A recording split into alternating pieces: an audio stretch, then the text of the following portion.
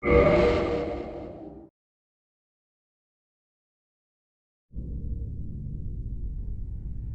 fallen leaves tell a story.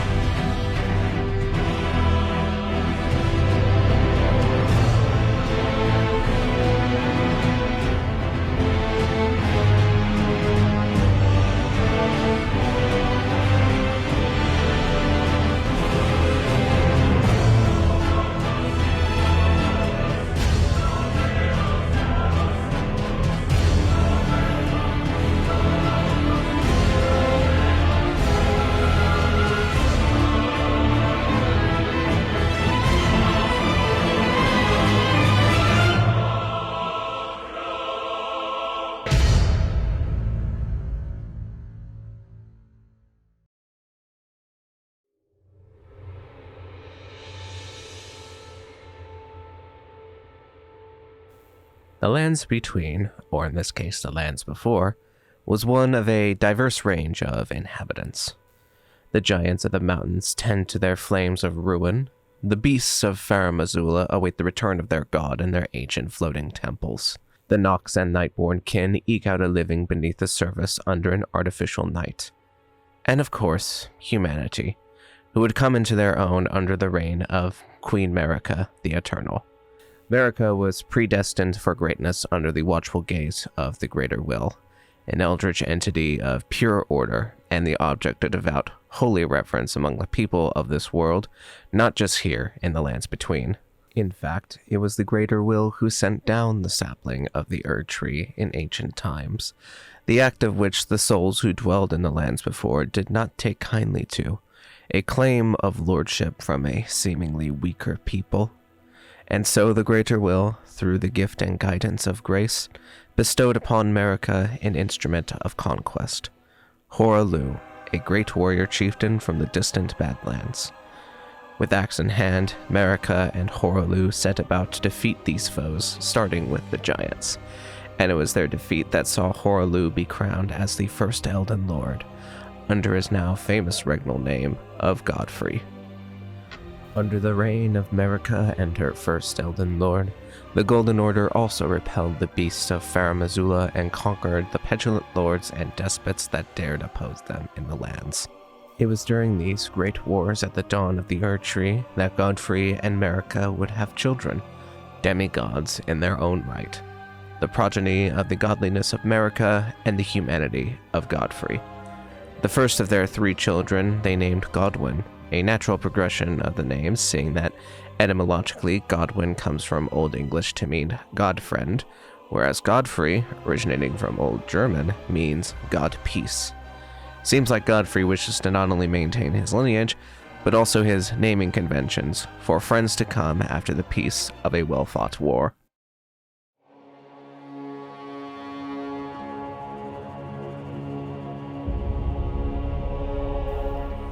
Godwyn, the God-friend, was born with locks of luscious blonde hair and blessed with the sobriquet of the Golden, a prodigal son brought into the world during the wars against the dragons of Farum Azula, a war that saw the Golden Order's capital of Leyndell come under siege from the winged rulers of a world long past. It is the conflict that saw the firstborn grow up into a warrior of great renown against the draconic invaders, leading the Golden Warriors of the Erd Tree to repel the great dragon Grafted, the only entity to ever breach the great walls of Leyndell. It was Godwyn who personally combated against the great ancient dragon Fortissax, the mightiest boulder stone, in a battle that saw the Golden Child wield mighty lightning from the sky. Such display of strength, comparable to that of the red lightning of dragons, earned Godwyn the respect and friendship of the ancient dragon, a bond that ran so deep that Fortissax tried and failed to rescue his human friend from death, only for him to be corrupted by it himself. Godwyn's friendship with Fortissax gave an epiphany to the foremost protectors of the Erd Tree, the Tree Sentinels. The only way to truly protect the Holy Tree was to become dragons themselves. Only 2 of these dragon-enhanced sentinels remain in the lands between today, one guarding the only open entrance to the ruined royal capital, and the other guarding Malekith the Black Blade high up in Faramazula. Fitting, then, that the Golden Knights of Leyndell would share the same long-standing fascination with dragons as the Knights of our own world, what with their many uses of draconic imagery in their symbols and heraldry. Dragons are perhaps the most universal mythical monster in the world, existing in one form or another since ancient times, when Tiamat, the primordial goddess of the sea, mated with the groundwater god Abzu to create the gods of ancient Mesopotamia, or perhaps the dragons of the world if we are to consult with the later Babylonian accounts found in the Enuma Elish. And it was from the tales of Tiamat that would eventually spawn in the imagination the winged worms, wyverns, and fire breathers of Europe, and the wingless and wise serpentine forms found in East Asian folklore. Dragons are as variable in form as America is when seducing her political rivals, even though those within the lands between are modeled after the European variety. If we are to look at specifics when it comes to Godwyn, however, the story of a brave warrior combating and befriending dragons of all shapes and scales, the inspiration for such a heroic tale comes from one of the best-known stories in Christianity, actually. Specifically, the legend of St. George and the Dragon, the beloved warrior saint of Cappadocia.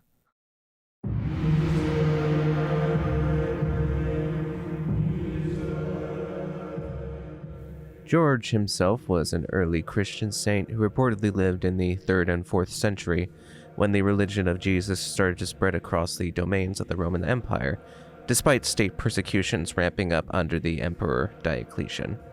Early accounts of what could have been George came from the Greek scholar Eusebius in his work Ecclesiastical History, though it does not name the one described as a certain man, not obscure but very highly honored with distinguished temporal dignities. George was canonized a saint by Pope Gelasius I in 494, describing George and other saints whose names are justly reverenced amongst men, but whose acts are known only to God. This line, however, seems apocryphal, as the only source for this is in the 1911 edition of the Encyclopedia Britannica. George's legendary clash with the dragon, however, wouldn't be formulated for another near millennium, until the start of the saga of religious wars proclaimed by Pope Urban II in 1095, the start of the Crusades. The tales of Christian dragon felling, in reality, were probably metaphors for pagans being conquered and converted by Christian crusaders around the lands of Jerusalem, which was where George's dragon adventures would first be formulated at the end of the 11th century. Previous warrior saints, such as Theodore Tyron and Demetrius of Thessaloniki, are particularly notable precursors and also contemporaries of George, who already made their names known in the Christian tradition of dragon slaying. While George was already a popular figure throughout the Middle Ages, his popularity further emboldened by crusaders returning from the Holy Land, it was not until the publication of Jacobus de Varigny's Legenda Aurea, the Golden Legend, a collection of hagiographies, or biographies of saints, that cemented George's place in myth. On his travels in Libya, George meets the Princess of Cyllene, which has come under the terror of a dragon wreaking havoc, or venoming as Jacobus puts it, demanding tribute in the flesh of sheep and men. The king places an ordinance to satisfy the dragon, a lottery that will choose who will be sent to be devoured. So, when the lot came upon the princess, the king's daughter, he refused, and the people demanded he follow through with his own law. As the princess is trying to have George carry on and ignore the trouble her father found himself in, the dragon suddenly appears.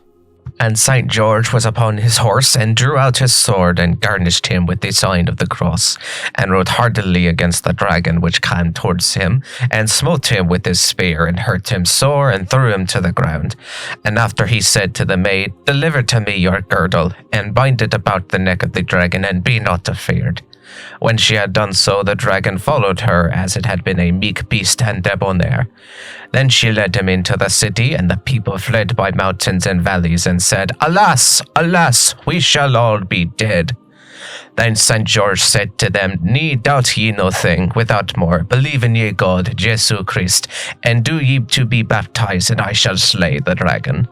Then the king was baptized, and all his people, and St. George slew the dragon, and smote off his head, and commanded that he should be thrown in the fields. And they took 4 carts with oxen that drew him out to the city. Out of this account of telling a city to convert, or else, we see the image of the Holy Knight bringing low a beast of destruction, a fell creature that would have been associated with the devil in the times of Jacobus. This image was one that found its way into chapels in Europe, from Italian mosaics to Carolingian ivory reliefs. Godwyn, as well as his father Godfrey, act as an inversion of the beast-treading motif, though it can also be argued that their actions are conversely an addendum to the original source. They not only defeat the beasts in combat, but sway them over to their side to act as companions and guardians to the human-dominated Golden Order. Godwyn's victory over the dragon Fortissax is the prime analog, their friendship a prize of sorts won through violence.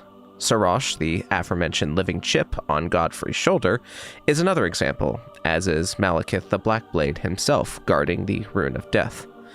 Whether one considers that the enemies of one side joining the other is in itself a form of defeat is entirely up to conjecture. But Godwyn's deeds symbolize strength through faith, and much like St. George, his tale was one beloved by the people of the lands between. But this era of prosperity, of hope in the heir apparent, was short-lived, as the Lunar Princess Ranni plotted the fall of the Golden Order, and the key to achieving that was through the death of Godwyn, a supposedly deathless demigod, until one fateful night. The assassins of Black Knives would ambush Godwyn, subduing him and carving half of the curse mark of death into his back, just as Ranni does the same to her own mortal shell. Sacrifices of body and soul, and Ranni got to keep her soul. Godwyn, however, was not so lucky, and while his flesh remains material on this world, his soul is that which was sacrificed, a deathly distortion of the golden boy that was, now the source of undeath in the lands between. When the Tarnished does find Godwyn, deep below the capital of Leyndell, he is not but a rotting corpse, emaciated and decayed. His signature golden locks are more like drooping leaves of kelp than hair, colonies of flies buzzing about, now akin to that of some deathly nautical creature than the firstborn of Queen Marika.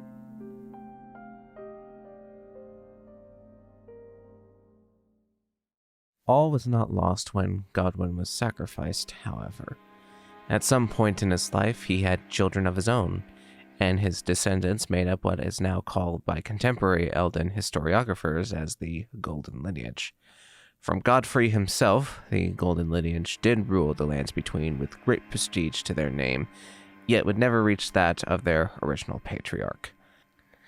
Indeed, the last living member of the Golden Lineage, aside from Godfrey himself, is Godrick, the disgraced ruler of Stormveil Castle, and arguably Limgrave. I say arguably because Godrick, despite descending from the greatest of warriors, is a pitifully weak lord, not but a small inkling upon the tattered tapestry of power in the lands between. Well,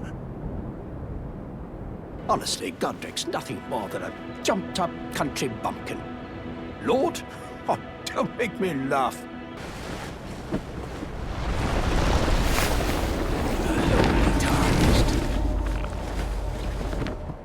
Plain as a lord. And to think, he's the blood of Godfrey, last of the Golden Lineage. You almost wouldn't know it to look at him. Yeah, I almost feel sorry for the chap the more I think of it. I command thee now! I am the Lord of all that is golden. Out of this reputation as a powerless runt and a need to live up to the legacy of his forefathers, Godrick sought strength not from within, but from without. From Stormveil, Godrick set his soldiers to hunt tarnished warriors, their bodies ingredients for experiments into the dark arts of flesh grafting. Very much like the real-world horticultural term to describe the joining of two plants, Godrick's method of grafting differs in that it fuses additional limbs and body parts onto one singular body, creating an amalgamation that uses the strength of many within one whole. That strength utilized as sophisticatedly a fashion as a blunt instrument. Godrick was not the only subject of grafting, however. Under him are a number of grafted scions, a horrifying creation of many arms and legs, walking about in an insectoid manner while wielding two swords and a great shield. In fact, the very first enemy the Tarnished faces when they arrive in the Lands Between is such a grafted scion, and the first that they will fall victim to, should they be unlucky. Driving this obsession with his lineage is Godrick's desire to return to his rightful place in the royal capital, his station of birthright, to return to his home bathed in rays of gold, even by force. Godrick was one of the forces that wished to usurp the power of the Erdtree at the dawn of the Shattering, and at the siege of Leyndell he was swiftly repelled. Using the mischievous Mimic's Veil to flee after the battle, Godrick made his way down to Limgrave, setting up in the abandoned Stormveil castle. Godrick's reputation as a weakling would be solidified after his battle with Melania, Blade of Mikola, who caught up to Godrick and sufficiently humiliated him in battle. What we see within Godrick is the expectations of legacy twisting an heir into a monster. When coming from the stock of such saintly figures like Godfrey and Godwyn, it is not entirely out of the picture to assume that Godrick had too small a feet to fit into those big shoes, consistently demonstrating a need to prove himself worthy. Whereas his ancestor Godfrey believes in the right to rule of strength, Godrick is an aged, warped facsimile of that original credo. And where Godwyn demonstrated his feats of leadership in warfare, earning the respect of men and beast, Godrick earns the respect of no one, his own deeds involving taking a dark shortcut to power as a means to live up to his family legacy. Ironic, then, that down in the dark recesses of Stormveil Castle, the visage of the Prince of Death reaches Godrick, causing the barbed-laced corruption rotting at the castle's exterior and within the mercenary exiles he has for guards. A price to be paid for Godrick's dark deeds, and his deathly forebear comes to take his toll. Makes it all the more tragically pitiful that at one point, Godrick in his present form would have not been entirely different from the Stormlord that his ancestor Godfrey conquered long ago at the dawn of the Erdtree. But the Stormlord edges out by having a cute bird friend. The Golden Lineage is one of ideal forms long sustained, as demonstrated by the parallels to the Christian warrior saints of our own world, like George of Cappadocia, laying low the dragon just as Godwyn the Golden did in his time of life in the Lands Between. The downfall of Godwyn to death is the result of concerted external forces at play, defeat at the hands and scheming of others. Godrick's own fall from grace is self-inflicted. His name does not even fit into his etymology of God-ruler from Old English, a ruler whose godly power has long waned by the time he falls to the hands of a tarnished warrior, likely the first demigod they will slay on their journey to claim the Great Runes. And if they are the last, after fighting the likes of the other demigods, well, he will just be another breeze among the winds of Stormveil Castle. Godrick is the ugly reflection of the fallen state of things in the lands between, a reminder of a golden age long since past and the stagnation that has long plagued it. As in Marika's own words, "The Erd Tree governs all. The choice is thine. Become one with the Order, or divest thyself of it, to wallow at the fringes, a powerless upstart."